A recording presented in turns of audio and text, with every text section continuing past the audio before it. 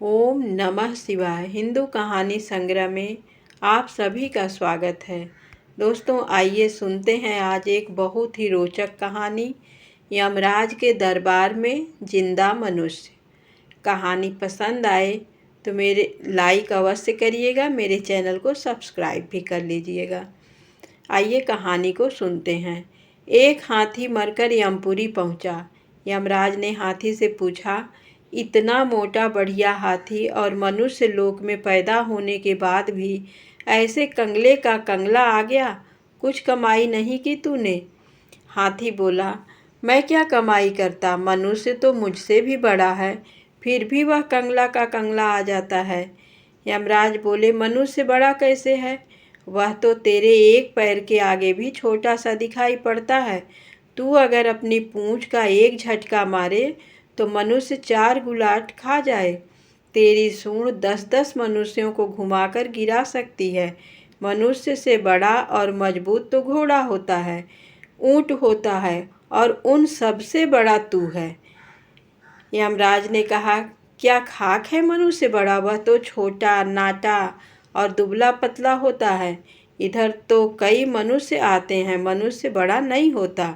हाथी बोला, महाराज, आपके पास तो मुर्दे मनुष्य आते हैं। किसी जिंदा मनुष्य से पाला पड़े तो पता चले कि मनुष्य कैसा होता है। यमराज ने कहा, ठीक है, मैं अभी जिंदा मनुष्य बुलवाकर देख लूँगा।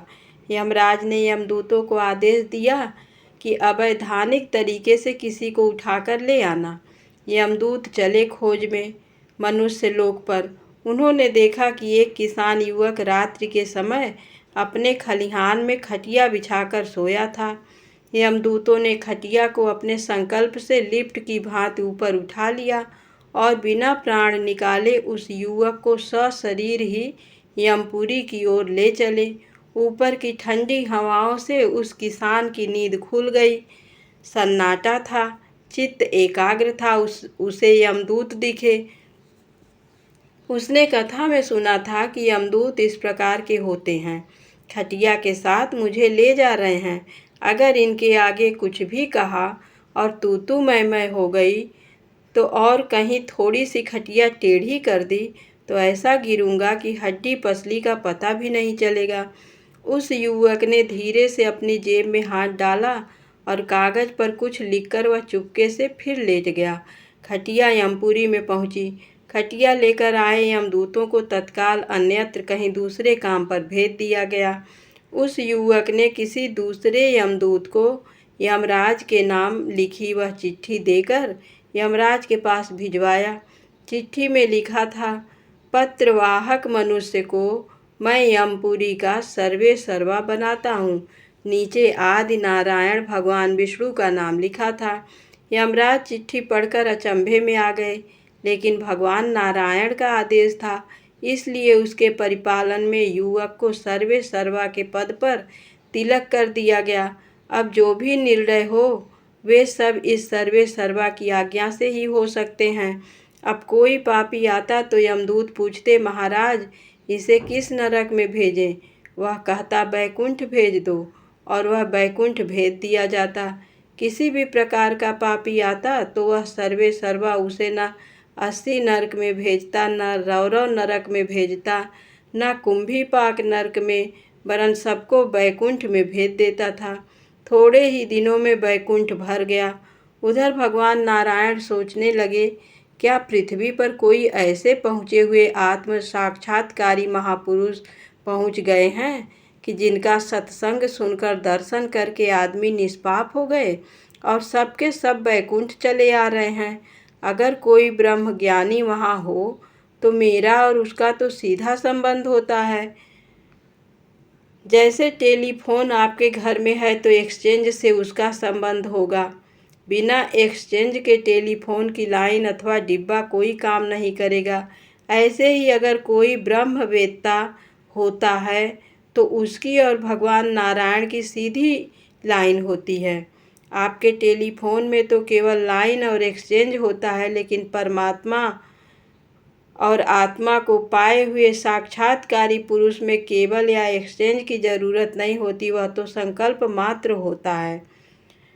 वह परमात्मा साधु की जिह्वा पर निवास करता है। विष्णु जी सोचते हैं, ऐसा कोई साधु मैंने नहीं भेजा, फिर ये सबके सब लोग वैकुंठ में कैसे आ गए? क्या बात है? भगवान ने यमपुरी में पूछवाया।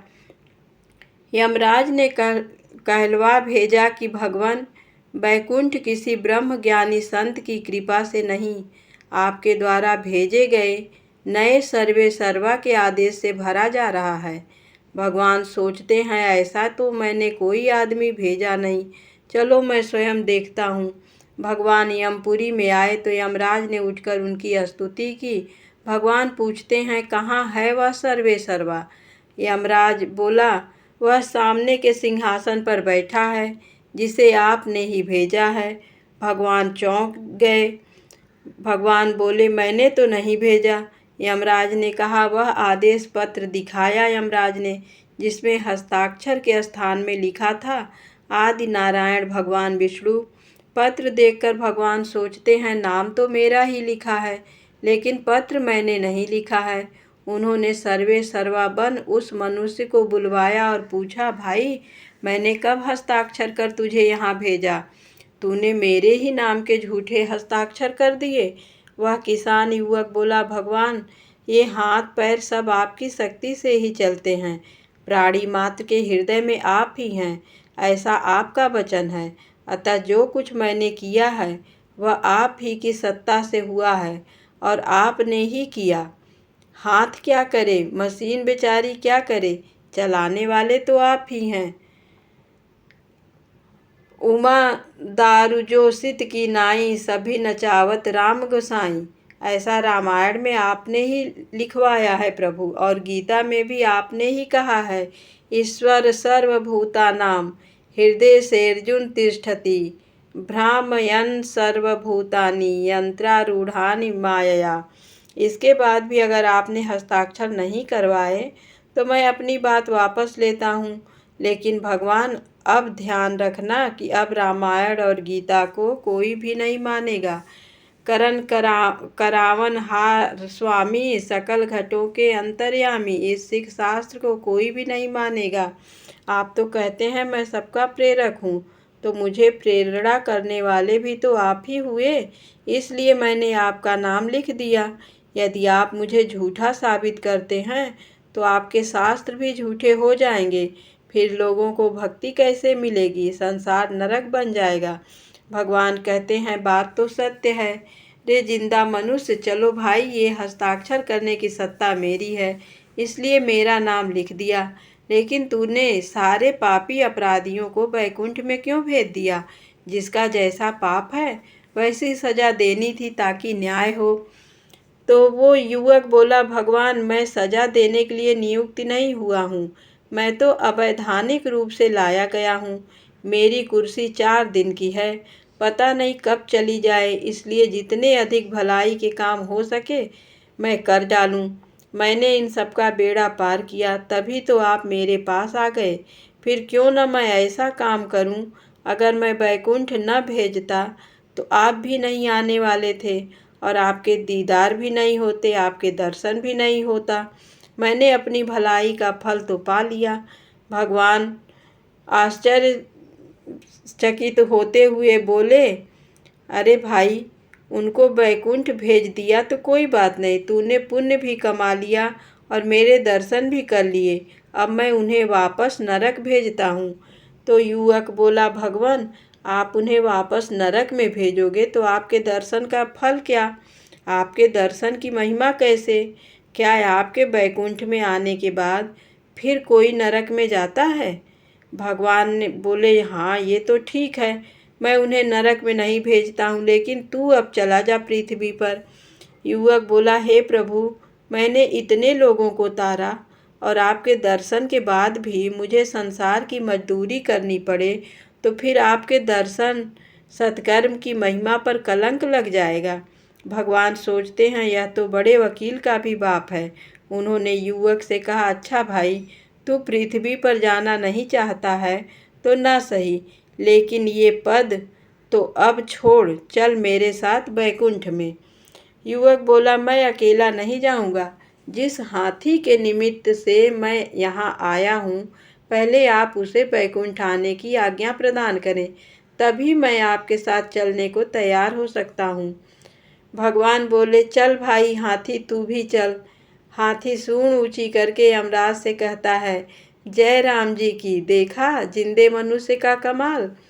मनुष्य में इतनी सारी क्षमताएं भरी है कि वह स्वर्ग जा सकता है, स्वर्ग का राजा बन सकता है, उससे भी आगे ब्रह्मलोक का भी वासी हो सकता है, और तो क्या भगवान का माई बाप भी बन सकता है। उससे भी परे भगवान, जिसे भगवान है मनुष्य जैसे मनुष्य हैं, उस सच्चिदानंद परमात्मा का साक्षात्कार करके यहीं जीते जी मुक्त हो सकता है।